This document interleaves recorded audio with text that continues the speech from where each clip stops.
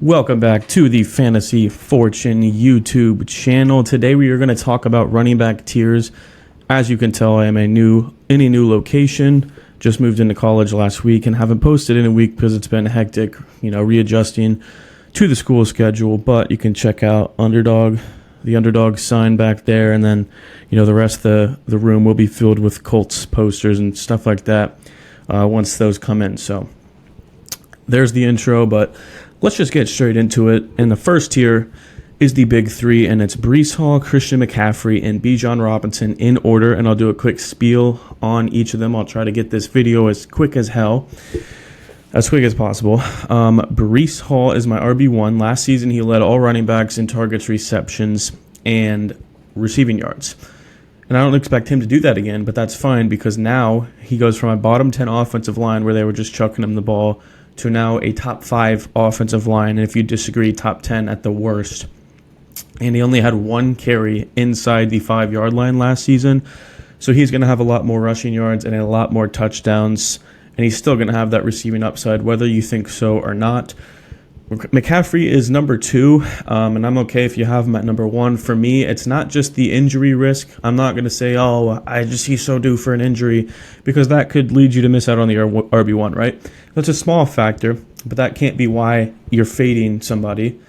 It's just one reason. He's 28. He's hitting that age cliff where, he's superhuman. You can say he's superhuman. He's Christian McCaffrey and whatnot, but that is where running backs typically start to fall off. And he already has a calf injury. So it's not one of those things where it's like, oh man, he's just got injury risk because he's just so due. It's like, no, he's already hurt. But that's the only reason I would take Breece. I think the 23-year-old in his prime on an offense that I really like with a great offensive line with a ton of receiving upside should be the number 1 guy. Bijan, you can rank any of these 3 however you want, in my opinion. The only reason Bijan is at 3 is because, people talk about for Breece Hall, like, oh, why'd they draft Braylon Allen? Well, Tyler Algier has been a thing there for 2 seasons, obviously only one with Bijan. And I don't really think it's, Bijan's usage should go up a ton more without Arthur Smith there and with Zach Robinson and Raheem Morris there. They have a good offense, upgraded offensive line. But I do think Tyler Algier will be taking more work than people think. Not to knock Bijan down a tier. That's just the only reason he's not number 1 or 2 for me. So tier number 2 is Jonathan Taylor, Kyren Williams, and Jahmyr Gibbs. So starting with Jonathan Taylor, for me, I think he will lead the NFL in rushing yards. And I'll say this right off the bat. The reason people don't like Jonathan Taylor are A, he's going to get receiving or rushing touchdowns taken away from him because of Anthony Richardson, and B, he doesn't have the receiving upside that a lot of these elite guys have. Now, I will say I've been to 2 Colts training camp practices, and my takeaway from both of them is that Jonathan Taylor is going to be involved way more in the receiving game than people think. And another piece of that in the preseason game where the Colts the starters played a few drives, 16 opportunities for Taylor to run a route. He ran on half those plays. 7 out of 16 routes ran. I think people are underlooking that he is capable of being a receiving back. And then as for rushing touchdowns, I don't disagree. Richardson will take some, but this is going to be a top 5 rushing offense. And I honestly think there's going to be enough to go around. He should still have double digits and more rushing yards than anyone, receiving yards that are being overlooked. I think he'll be a top 5 back. Kyren Williams, I've been moving slowly up my rankings because he's been one of the guys where it's really hard to figure out what my real opinion on him is. But I've come to a conclusion where I've been drafting and I'm like, second round, he's on the board. He's usually one of my favorite targets. I think that Blake Corum, maybe he'll steal a little bit of touches. Maybe he'll steal a few touchdowns here and there. If you take away Kyren Williams, 5 of his touchdowns last season, I saw this tweet earlier, he's still RB2 in points per game. So I think it's okay for Blake Corum to steal some touchdowns, and I really just think he's there to help limit the injury risk of Kyren Williams. Mix him in, keep him healthy. I think he'll still have an elite workload and end up being a top 5 running back because this is a top 10 offense. Jahmyr Gibbs, I'm fine if you have him at 4 or 5. For me, the hamstring injury is what knocks him down, as well as David Montgomery being there. David Montgomery's not there. He's probably being talked about easily in the top 3, but he's still clearly a top 2 running back. We all know who Jahmyr Gibbs is. Tier number 3. Now, this one is tough to rank, and I don't think I changed. I'm making this change right now because as I'm recording this, like an hour ago, the news came out that A.J. Dillon is out for the season, and we all know that Marshawn Lloyd has been struggling, so I'm moving Josh Jacobs into this tier and honestly ahead of some of these people, so maybe I can edit this after, but number 7 for me is going to be Saquon Barkley. Number 8, Isaiah Pacheco. Number 9, Travis Etienne. Number 10, Josh Jacobs. Number 11, Derrick Henry. Number 12, Devon Achane. And 13 is James Cook. Now, we'll start off with Saquon Barkley. He's somebody that it's really tough to figure out. It's such a better situation on paper, but there's also the small risk of, Jalen Hurts is going to take some touchdowns. Like they typically haven't been using running backs in the red zone. Jalen Hurts typically doesn't dump off, and they already have A.J. Brown and Devontae Smith, Dallas Goedert, and now Jahan Dotson, if you want to count him, to throw to. And he was, the entire Giants offense. But, so, you can look at it one way and say this is a better situation. He's going to be like a top 5 running back. You can look at it the other way where it's like he might not have the touchdowns or the receptions, and he might be borderline top 10. I'm kind of in the middle. I think he's a safe pick. Isaiah Pacheco, on the other hand, another one of my favorite picks in the second round. There is no Chiefs running back in this backfield. Andy Reid has a huge history of using elite running backs for fantasy football. The only running back of his to not pan out after receiving hype is really Clyde Edwards-Helaire. And Isaiah Pacheco, down the stretch last season was averaging over 20 opportunities per game, was the RB5 overall, was getting a ton more red zone looks, a ton more fantasy points per game. And now this offense, instead of being, I think, was it 14th in points per game? I might be off, but I'm close. Should easily be top 5 again with the additions that they've made.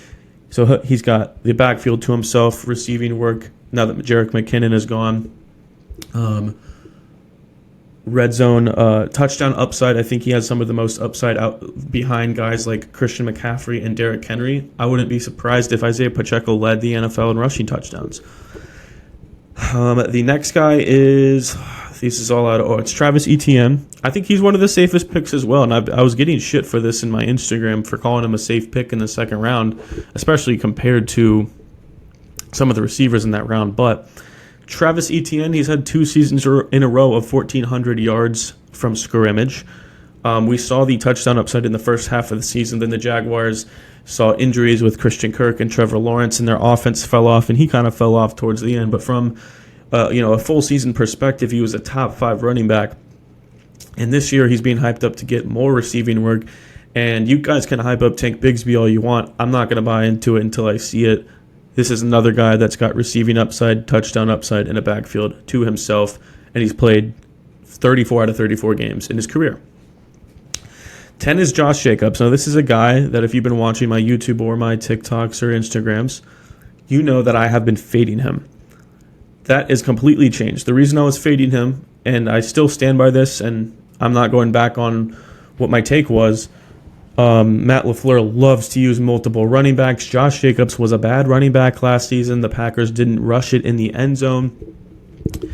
And he doesn't have a ton of receiving upside. However, A.J. Dillon's out for the year. Marshawn Lloyd's dealing with a hamstring injury and has been just struggling and fumbling in training camp, and just it hasn't been what you want to see from the guy.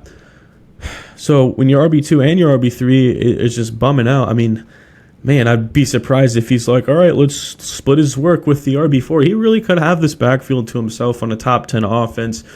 And I think he's got more receiving upside than people think, even though I've said in the past he doesn't have that much. I think it's similar to Jonathan Taylor. He's capable, fully capable, even though he's got 0 receiving touchdowns in his career, which is just crazy. I am fully fine with taking Josh Jacobs now. 11 is Derrick Henry. I don't understand why people fade this guy. I really have no idea why. I don't see any downside.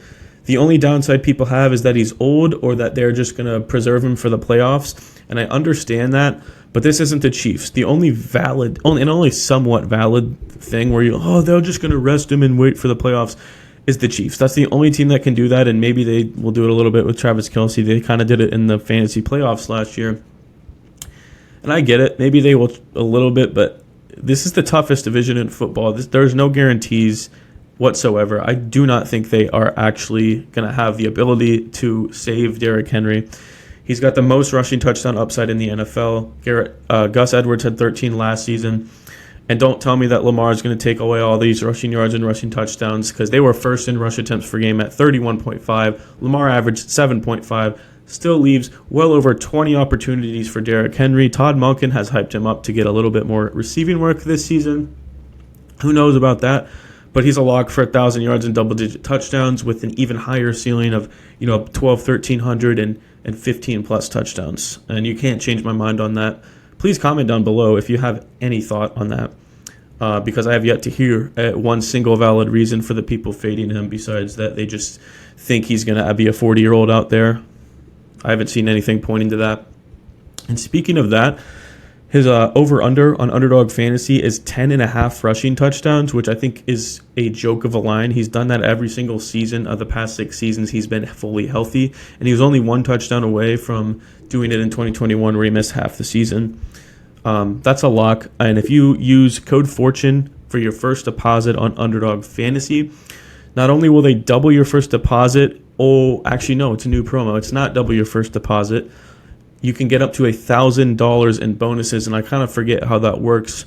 It's not quite double your first deposit, but you do get some free bonus cash if you use code FORTUNE, and they'll give you week 1 discounts like Travis Kelce to get 1 singular yard. So code FORTUNE there. Next is Devon Achane, and I couldn't move him any lower than this. Like, this probably seems really low, and quite frankly, I wouldn't care if you took James Cook over him.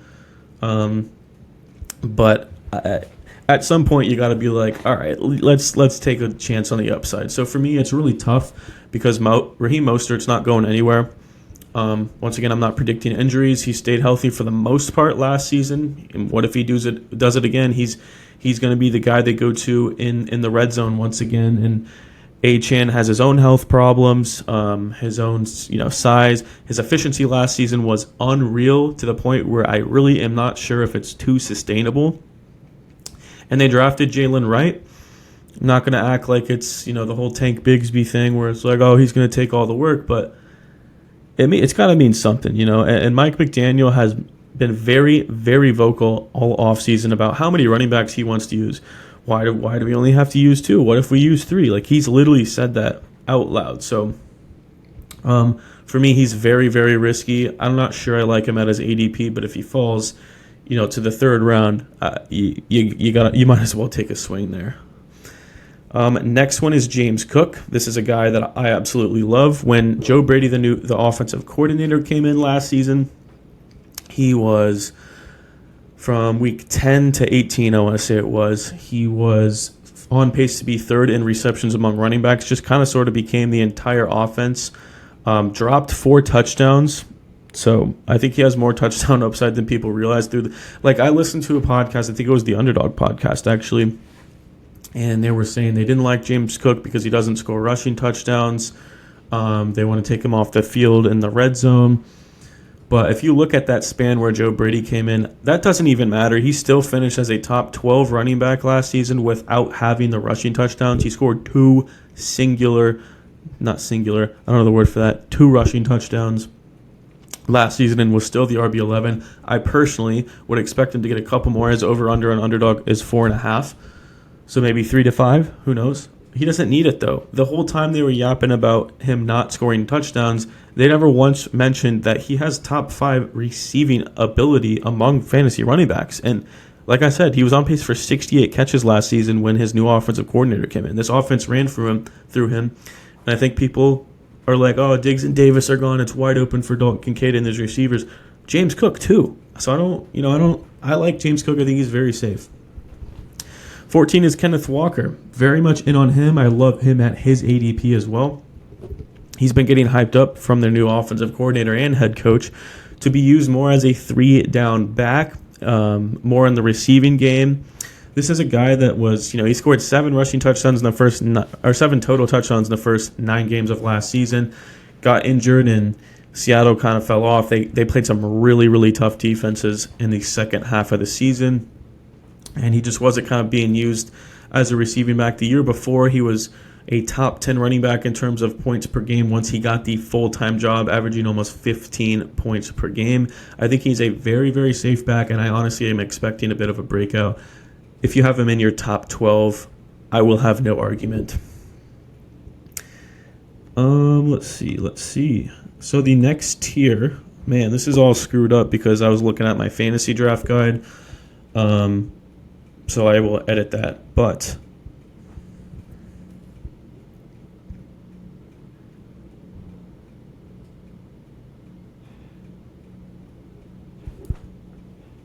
the next guy is Alvin Kamara, and I understand the risk, I guess, with him, coming up. I think he's 28 years old. He's been decreasing in efficiency every single season. But if you look at his game log, this guy, his worst season is RB16 overall, and now he's being drafted outside of that. And last season, literally his most recent season, was the RB3 in points per game with a top 12 finish because he was suspended for the beginning of the season, RB11 overall. Going from RB3 in points per game with not really too much changing in your offense, besides debatably an upgraded offensive coordinator, I still think he's the second receiving option on this team, honestly. Like, outside of Chris Olave, what do they have?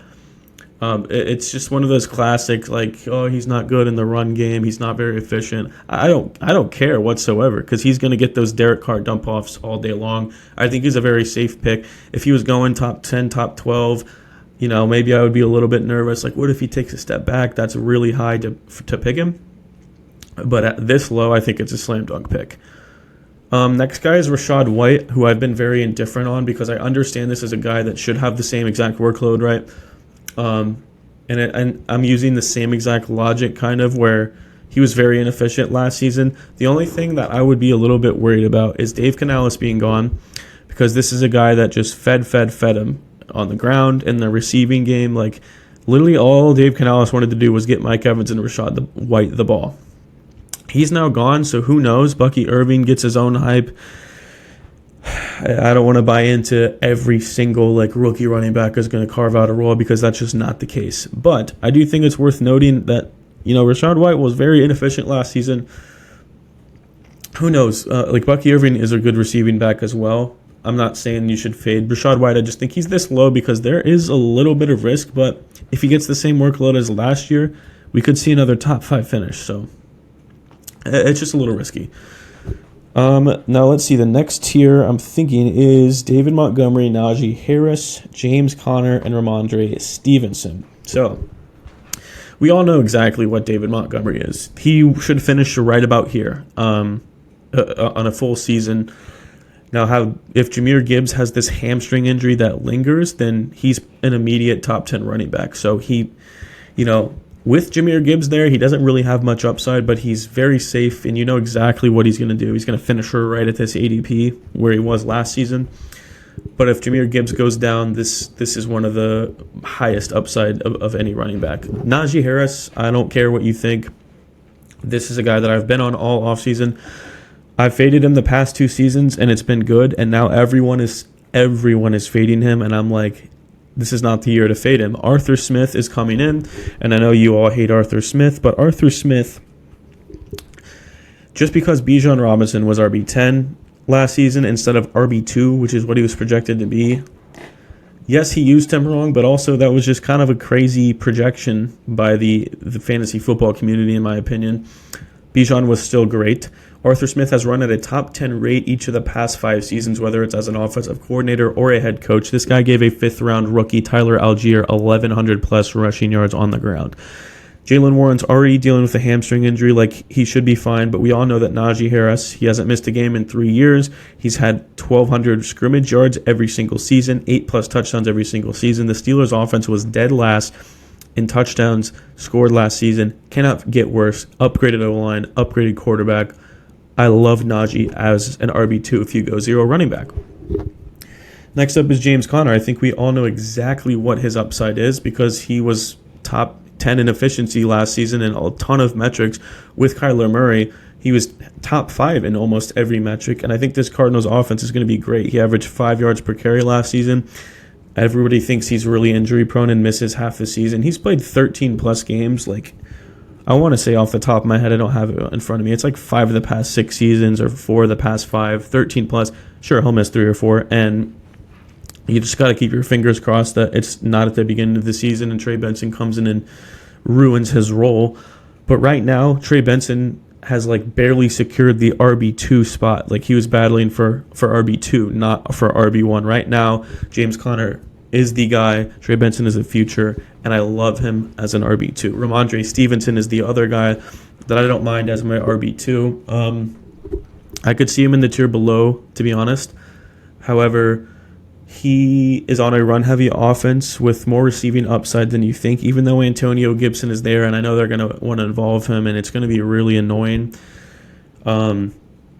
This is a team that has nothing in the pass game. You know, they have probably the worst receiving core in the NFL. They have Brissett, a rookie quarterback. Like, they're going to run it as best they can. They have a solid defense, so if they can, you know, keep some games a little close, like, this run game could be pretty good for him. And I think where he was being hyped up to finish last season, I think it's a possibility that it happens this year. And once again, if Gibson were to be the guy that goes down, where it was Ramondre last season, if Gibson were to go down, then he could easily have a low RB1 finish in my eyes.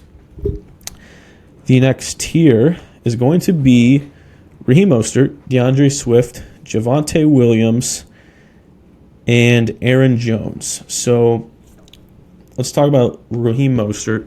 We all know what the upside for this is. RB5 overall, 20-plus touchdowns, took all the red zone work, part of the best offense in the NFL, and quite frankly, it's possible that nothing changes. However, having 20 touchdowns, not very likely, and everyone's expecting that to go down a lot. But that's why his ADP is outside the top 20. So I think it's a pretty safe pick, because if he only scores 8 touchdowns this season and he's getting the same workload that he got last season, then this is where he should finish, right? I think it's kind of his floor, unless he gets injured. But a lot of people think, oh, gosh, he's 32 years old, like, he's not going to do anything. He might be 32, but he has the workload of what, like, a 26-year-old would have in his career. Like, maybe 27, but he has not had a lot of tread on his tires. And so I think the upside here, he scores 15-plus touchdowns again, and he cracks into the top 12. I mean, what if Devon Achane gets hurt again, right? Then Raheem Mostert, staying healthy, could go nuclear. Next guy, DeAndre Swift. I think I'm not the biggest Swift guy. I've got an itch at his ADP because I think that his specialty and the reason that he's been good. God damn it. What the fuck?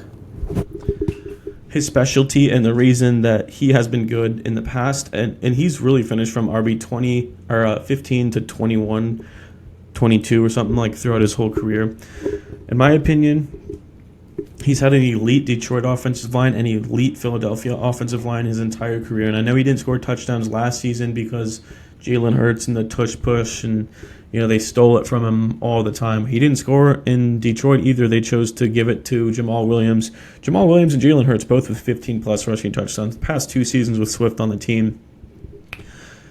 And this is a crowded running back room. I don't know why people think DeAndre Swift is this slam dunk bell cow. He got the bag in the offseason. Like, I'm so sick of people using contracts as an excuse. If fantasy football were as simple as how much is somebody getting paid, this would be way too easy. But Swift, he's not going to get the touchdowns. I think it's going to be Roschon Johnson, Khalil Herbert, Caleb Williams will steal some in there. He's somewhat of a rushing quarterback with some of that upside. Hence why I'm taking under 7.5 rushing touchdowns for DeAndre Swift on Underdog. I just think there's a lot more downside. I think there's a lack of upside. That's what I'll say. There's a really big lack of upside. I think he'll be fine. He'll have you some solid RB2 weeks, and honestly probably finish as a low-end RB2. I think that's kind of what you can expect drafting him. I just don't really tend to click him at ADP. Javonte Williams is a guy that I've come around on. If you were looking at my draft guide that I came out with in probably early July, he was probably low 30s. And I'm not really mad at that because the buzz around Javonte Williams was horrible. That he was a cut candidate. He was fighting with 4 other running backs, and now it seems like this is clearly his backfield. And I think there's a lot more passing upside. Obviously, Jaleel McLaughlin will get some, and maybe even half of it. But Samaje Perine got all of it last year. He had like 50 receptions, and he just got released. Or I don't know if he officially. Holy shit, bro. I don't know if he officially got released or maybe he's a trade candidate, but he's not going to be on the team for this season. And Sean Payton loves to throw to running backs. He's thrown out to running backs at a top 5 rate pretty much every single season, which includes last season and then his entire career with the Saints. He loves to do it, and he's going to continue to do it. And Bo Nix is a guy that likes to check down as well. And he just got named the starting running back. So I think Javonte Williams, he was bad last season coming off that ACL injury. But if he looks as good as what the rumors are from training camp, this could be a league-winning running back, and it's somebody I enjoy clicking on. Last guy in this tier is Aaron Jones, and this is one of the biggest fades for me personally. I didn't want to knock him down to in an even lower tier. But for me, this is a guy that's going to be 30 years old this season. He's decreased in fantasy points per game each of the past few seasons. He's very injury prone, missed a ton of last season with just a hamstring injury. Had one of the lowest red zone success rates of any running back last season, and people just kind of are hanging on to those last couple games he had in the playoffs where he had over 100 yards and was just balling out. So I understand doing that. Historically, running backs over the age of 28 that switch teams, it never goes well for them in fantasy football, and he's being drafted in the teens, like RB18, RB19. This is going to be he's going from a good offense to a really bad offense that has Sam Darnold, an injured TJ Hawkinson who's going to miss time, Jordan Addison who went down with an injury, has suspension risk, and I don't even remember if I said Sam Darnold yet, a career backup who's going to throw a ton of interceptions. They have a pretty decent defense, which also kind of sucks for fantasy football. And there's rumors that he's going to be splitting carries with Ty Chandler. Whether that be true or not, I do think they like Ty Chandler a lot. I just don't think there's any ounce of upside from Aaron Jones. And unless he drops a few rounds past his ADP, I don't want anything to do with him. And let's see the last tier. We got Brian Robinson, we got Jaylen Warren, we got Tony Pollard, Jonathan Brooks, and then some of these guys that weren't on here, I'm going to say them, are in this tier: Chase Brown, Tajay Spears, Austin Eckler, Gus Edwards, Devin Singletary. I think you could throw in here, but the guys on this graphic are the guys at the top of the list. So Brian Robinson is a guy I love drafting. Severely undervalued in my opinion. He was a top 20 running back last season. And he has more receiving upside than you think. He was first in yards per route run last season. He has already gotten hype from Dan Quinn earlier in June and July for being a better receiving back than people think. And sure, that's going to be Austin Eckler's role, right? That's why he's there. But Brian Robinson isn't going to lose everything. He's still got his own upside that he's going to get. However, Kingsbury doesn't really check down to running backs. Their new offensive coordinator hasn't ever been top 10 in running back target rate. So I don't know. I don't know with that part. But people also like to fade him because Jaden Daniels is taking all the carries. And I'm using the same logic as I am with Jonathan Taylor, if I even said this earlier. Rushing quarterbacks tend to increase the efficiency of running backs. And I think that's going to happen with Brian Robinson. And I don't really care what's coming out of camp on this part. If you really think that Austin Eckler is going to be any type of goal line back over Brian Robinson, you're crazy. Next guy is Jaylen Warren. He would probably be in the tier higher had he not gone down with a hamstring injury. Because like I said, everything I said about Najee Harris is true with Jaylen Warren, except he won't have the touchdowns. However, he will have the receiving yards and the reception. So I think that kind of goes without saying. I think he's a very solid RB3 to have, with a lot of RB2 upside if he can have some sort of breakout season, maybe if Arthur Smith were to favor him, right? Tony Pollard, a guy that I'm coming a bit more around on. I'm going to throw Tajay Spears in here too because I've been loving Tajay Spears this entire offseason. and kind of hating Tony Pollard. As the time goes on, closer to the season, I'm kind of somewhat liking both. I said that this is going to be a top 5 passing attempts team in the NFL. Like, they are throwing the ball, they're going to have garbage time, they're going to be throwing it, and I honestly, like, I've been like, screw the running backs in this offense, but Tajay Spears and Tony Pollard, both really good receiving backs, so I think they could both get a ton of receptions. If this offense, I could see this being like the Buccaneers of last season, or even the Texans maybe, where nobody was, like, every position here is undervalued. Ridley going outside the top 35 receivers, Levis going outside the top 20 quarterbacks, both of their running backs outside the top 25 running backs. I could see it kind of just coming up and surprising everyone. Jonathan Brooks just went on the PUP list, which I think is fine. Like, he's probably going to fall a little bit in people's ADP. But that's cool because we knew what was going to happen. You're drafting him for the second half of the season. I don't think you should be drafting him any higher than this. You're just getting a little rookie crazy, I think, if you're doing that, because it's a nice, flashy new name. However, he could be a league winner. I do kind of worry about Chuba, because Chuba's going to have that backfield for the first 4 to 6 weeks to himself. And if he plays any way like he did at the end of last season, he might not go away. That's my only worry with Jonathan Brooks, and as well as just him not being fully healthy for a long time into the season. I'm not a doctor. I don't know enough about that. So I think there is a ton of risk here, because it could just be a waste of a pick. However, there's also potential for that league-winning upside for him to have some Todd Gurley-type rookie season. So that's all I'm going to talk about for the running backs. I think that was about top 30. I'll be doing my wide receiver tiers coming up in a couple of days, but if you enjoyed this, please leave a like, a subscribe. I work really hard on it, and I will see you guys in the next one.